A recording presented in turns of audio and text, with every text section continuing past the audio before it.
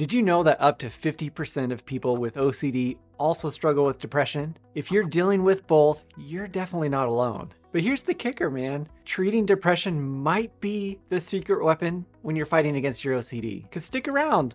I'll tell you why. So here's the deal. OCD and depression often love to team up. And it's not just bad luck, because usually OCD shows up first, and then depression crashes the party later. Imagine trying to focus on work or enjoy time with your friends when your mind is just constantly racing with obsessive thoughts and questions about yourself. And you're feeling hopeless. It's like trying to climb a mountain with weights on your back. But here's the tricky part. When depression gets really bad, it can make it really hard for you to work on your OCD. It's like trying to solve a puzzle when you can barely get out of bed. Like, that's not gonna work. But don't worry, because I've got some game-changing ideas coming up. I'll share some insights on how you can totally change how we tackle OCD and depression together. And now you might be thinking, great, I have to deal with 2 problems instead of 1. But hold on, because what if addressing your depression could be the secret weapon to fighting your OCD? Research shows that when depression gets really bad, it actually can mess with OCD treatment. Specifically, how depressed you are is a better predictor of how your treatment will go. So if you're feeling super depressed,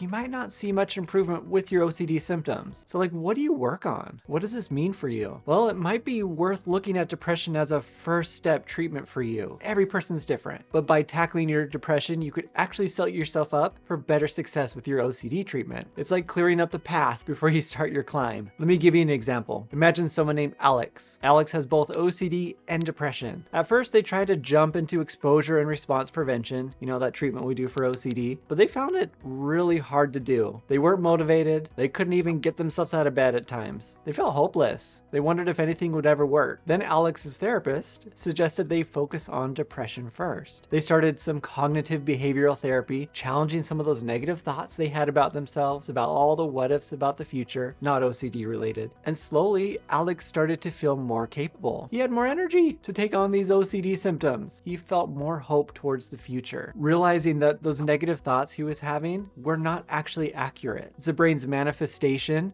of because I feel a certain way, it must be true. False signals. So doing this kind of treatment is like a pep talk for yourself to do some of those hard exposures. I've often seen this with people that I work with. Once we start working on either OCD first, their depression symptoms seem to lessen, or depression, we actually see some OCD symptoms lessen as well. I had one person tell me, my depression actually got better when I got my OCD under control. So it's like a ripple effect. So what might this mean for you? Well, if you're dealing with both OCD and depression, you might want to talk to a therapist about addressing your depression first. See what they say. Follow their direction. It doesn't mean you're ignoring your OCD. Instead, you're setting yourself up for success. I've definitely seen people work on both at the same time. We're going to practice not doing any of these compulsions over here. We're going to do exposure and response prevention, but at the same time, we might be challenging life things that are happening where my brain says, this thing only happens to me. People don't care about me. I'm going to deal with this for the rest of my life. I'm the only person that ever deals with this. I can't believe it.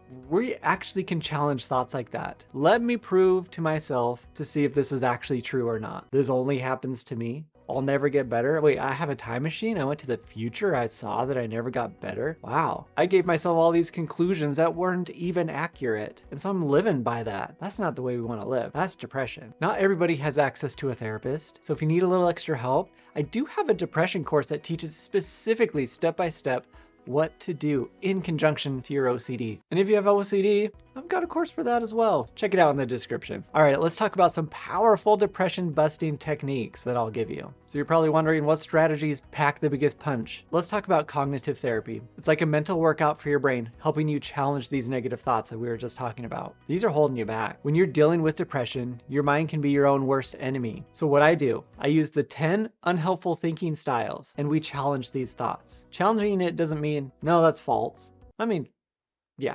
In a way. Instead, we're actually working through it. I recognize first, what is the automatic thought that I just had? And I literally challenge it. I imagine myself standing in front of a judge. Maybe it's Judge Judy. She's kind of scary. And I'm arguing my thought. Maybe I said, nothing ever works out for me. My OCD is the worst. So my challenge is to prove this thought. All right, Judge Judy, here's my evidence. Wait a second. I don't have a time machine. Can't go to the future. I can't see if this thing's actually going to happen. I don't have any evidence that I'll be stuck in this forever, that my OCD is the worst. So if I said to myself, nothing works out for me, this is untrue. Can I find times where things have worked out for me? How can I rephrase this? Maybe I say, this thing didn't work out for me right now, but many things do work out in my life. It's not an all or nothing type of deal. I don't know the future. Anything could happen. Life could be wonderful and awesome. OCD symptoms could be so minimal. Maybe I'm challenging the car that just cut me off on the road. That person could just be headed to the hospital, man. Maybe their blinker's broken. Maybe it was a total accident and they're so embarrassed. But my thought is like,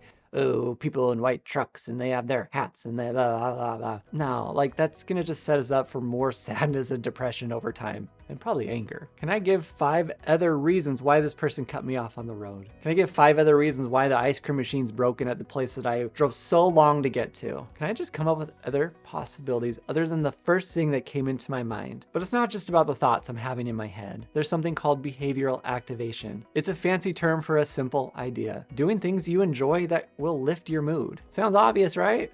But when you're depressed, even fun stuff can feel like a chore. The trick is to start small. Maybe it's you're listening to your favorite song, you're taking a short walk, you're doing activities maybe you've never done before. That's even better to me. Something physical, not just fighting depression. I'm indirectly helping OCD as well. Maybe I pull out a calendar and I'm gonna write something new I'm gonna do every single day. I'm gonna go exercise. I'm gonna go read a book under the tree. I'm gonna call a friend instead of text them. I'm not gonna use my phone for the next 3 hours. I'm going to do something different, but I'm not just doing it to do it. I'm doing it with a lot of meaning. I'm not going on the walk begrudgingly, oh, this is gonna help my depression and I have to do this every day. No, I'm gonna smile. I'm gonna make it different. What if I say, I'm gonna make sure I smile at everyone I walk by today. I'm gonna find the most unique flower on my walk. I'm gonna see if I can notice the sensations on my feet as I'm walking. How does my breathing? Can I focus on my breathing and what that feels like? What things am I grateful for that I can see outside? Last night I was jumping on the trampoline with my kids and I look up and I'm like, dang, look at the moon. Full moon, super bright. You could see the craters, like weird. I was looking at it and I'm like, isn't that weird? There's just that thing in the sky that it just like goes around. We go around the earth. It goes around us. We're spinning, man.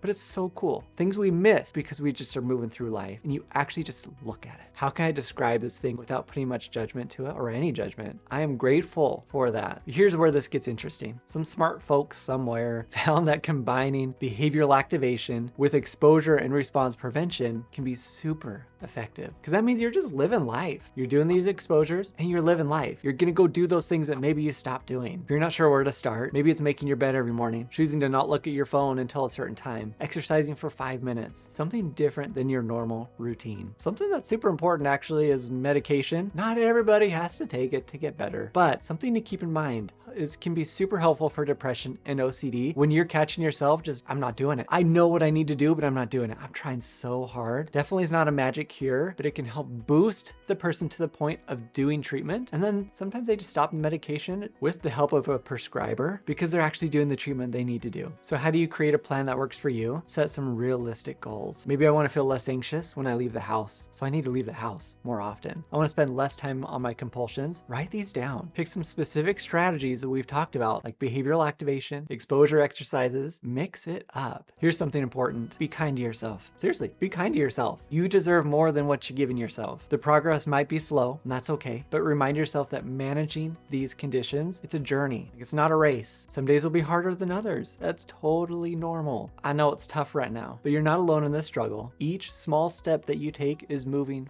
forward. So do something. Don't do it when you feel like it. That's not gonna work. Do it even though you don't feel like it. I'm curious what you're gonna start doing as part of your normal routine. Let me know down in the comments. Also, YouTube thinks that you would like this video right here. Try it out. Click on it. See if you like it. Was YouTube correct? Thank you so much for watching, and I will see you next time. It's a fancy term with the help of a